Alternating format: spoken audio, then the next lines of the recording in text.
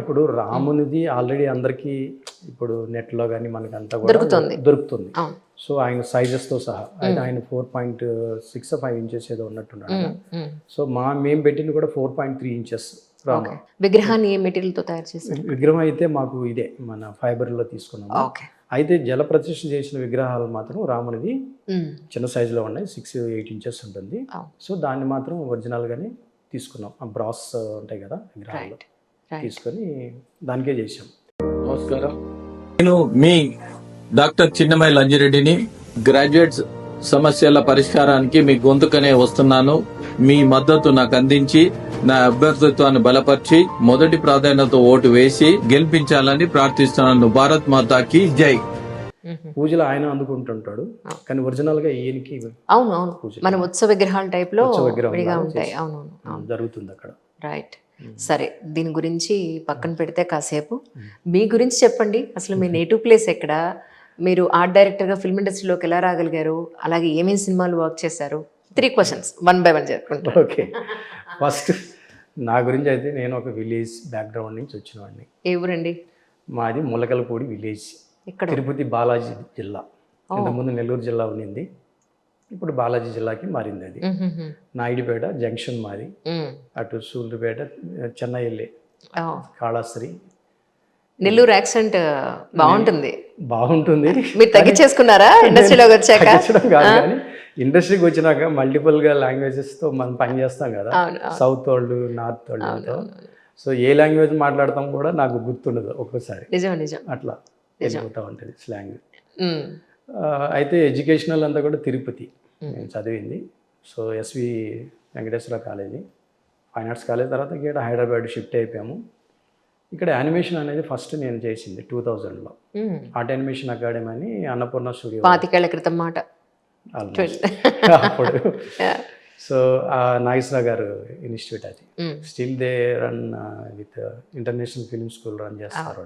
So I'm the one of the guest faculty కూడా. నేను ఒక 2 years అలా వెళ్ళాను. రైట్. సో లెక్చర్గా వెళ్ళి వాళ్ళకి ఆర్ట్ డైరెక్షన్ గురించి క్లాసెస్ చేసేవాడిని. సో ఇప్పుడు మనకి ఫీల్డ్లో ఉన్నాం కదా అలా. సో తర్వాత నేను ఎంఎఫ్ఏ చేశాను, master of fine arts, history of art మీద, మైసూర్. అది మైసూర్ యూనివర్సిటీ. ఓకే. అయితే సినిమాల్లో ఉంటూ ఇవి చేశాను, ఈ 2 మాత్రం. అంటే ఆర్ట్ అనేది చిన్నప్పటి నుంచి నాకు బాగా హ్యాబిట్. ఏదైనా స్కూల్ స్టేజెస్లో గీస్తాం కదా, అప్పుడు అంటే ఆలోచించాను మనం ఏ ఫీల్డ్లో కరెక్ట్గా వెళ్ళాలి. ఇప్పుడు చెప్తారు కదా మనకి ఇంట్రెస్ట్ ఉన్న ఫీల్డ్లోనే మనం వెళ్ళాలి అని. అది ఎప్పుడంటే ఆఫ్టర్ 25-30 years అప్పుడు మధ్యలో రియలైజేషన్ వస్తూ ఉంది. మన స్పాన్ ఆఫ్ లైఫ్ ఎక్కడ మనం ఏ జాబ్ సాటిస్ఫాక్షన్ అవుతాం అనేది. సో అప్పుడు ఆలోచించుకుంటే నాకు ఈ ఫీల్డే కరెక్ట్, ఆర్ట్ ఫీల్డ్ అని. అలా వచ్చి ఆర్ట్ యానిమేషన్లో జాయిన్ అవ్వడం. సో అందులో ఒక 2 years చేయడం. వరల్డ్ వైడ్గా కూడా మనం డిజ్నీ కానీ 20th Park Century కానీ యానిమేషన్ వర్క్ చేయడం.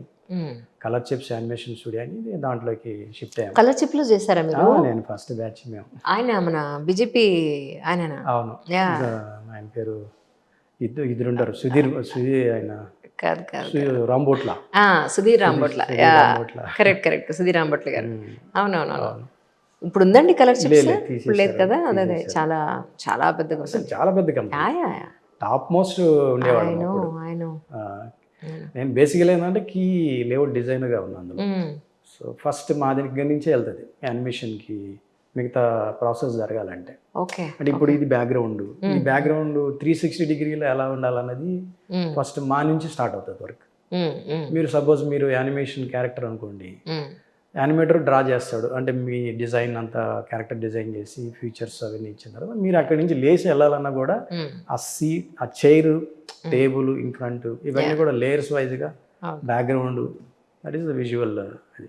So I'm the key person in that. మీ పేరెంట్స్ ఏం చేస్తూ ఉండేవాళ్ళు? మా పేరెంట్స్ ఇప్పటికీ still they are doing the cultivation. అవునండి.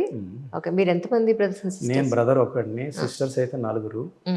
అందరూ మ్యారేజ్ అయిపోయి అందరికి చేసిన తర్వాత నేను చేసుకున్నా. నా పిల్లలు కూడా ఇప్పుడు పెద్దవాళ్ళు అయిపోయారు. ఓకే. బాబు యుఎస్ఏలో ఉన్నాడు. రైట్. అమ్మాయి కూడా యుఎస్ఏ ఆల్రెడీ.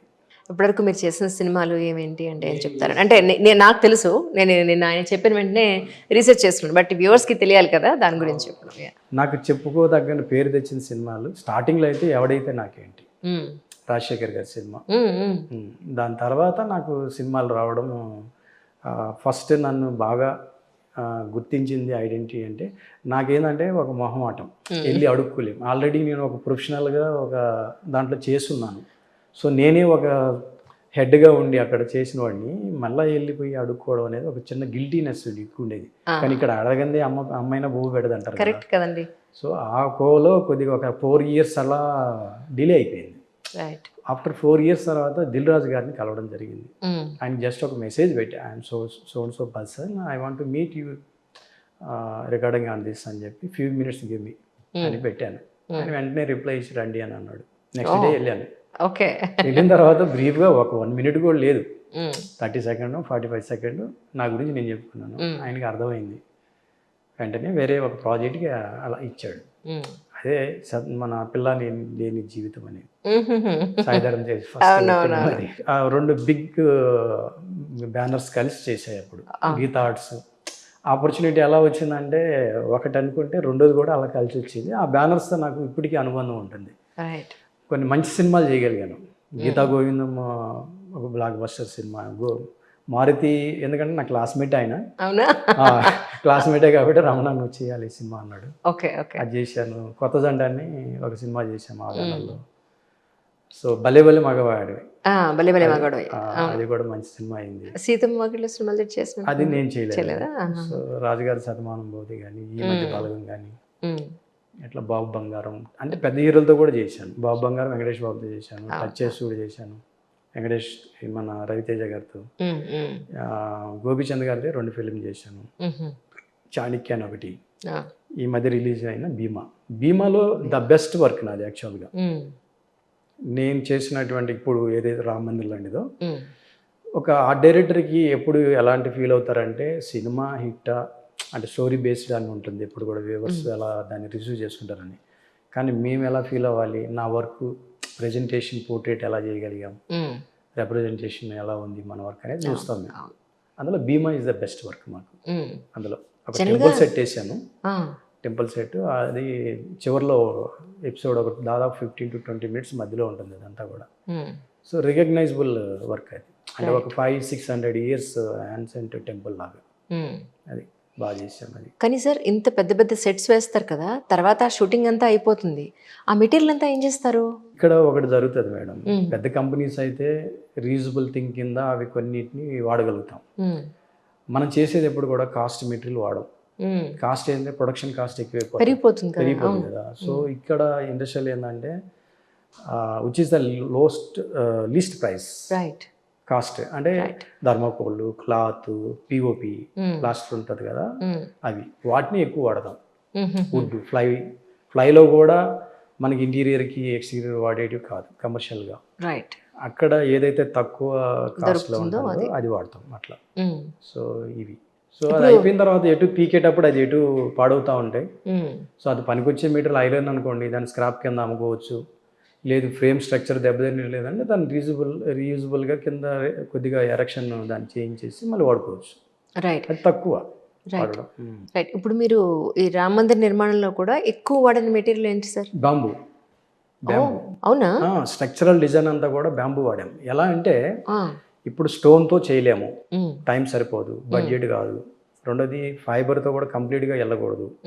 సో ట్రెడిషనల్గా న్యాచురల్గా వెళ్ళాలన్న దాంట్లోనే చేసాం. అది ఎలా చేసామంటే స్ట్రక్చరల్, ఇప్పుడు రామ మందిర్ కూడా ఎలా ఉంటుంది, స్టోన్తోనే, శాండ్ స్టోన్తో కట్టారు. శాండ్ స్టోన్స్ కూడా లోడ్ బేరింగ్ సిస్టమ్ మీద చేస్తుంటారు. అంటే స్ట్రక్చర్ ఎలా గోపురం లాగా వెళ్ళేటప్పుడు స్టోన్ మీద స్టోన్ పెట్టుకుంటున్నప్పుడు ఆ లోడ్ అంతా, పై లోడ్ అంతా కూడా గ్రౌండ్లో ఉన్న స్టోన్ మీద వెయిట్ అంతా బేర్ చేయగలగాలి, వాల్ బేరింగ్ సిస్టమ్. సో ఇక్కడ కూడా మేము ఏం చేసామంటే బ్యాంబూని ఒకదాన్ని ఒకటి అల్లుకుంటూ టైట్ చేసుకుంటూ అలా తీసుకెళ్ళాం. సో ఆఫ్టర్ దాని మీద మోల్డింగ్ ఏదైతే బేస్ లెవెల్లో ఉన్నది ఈ ఫైబర్ వరకు వాడాము. తర్వాత క్లాత్, దాని మీద foam sheet, foam carving designs అంతా కూడా వేసాము.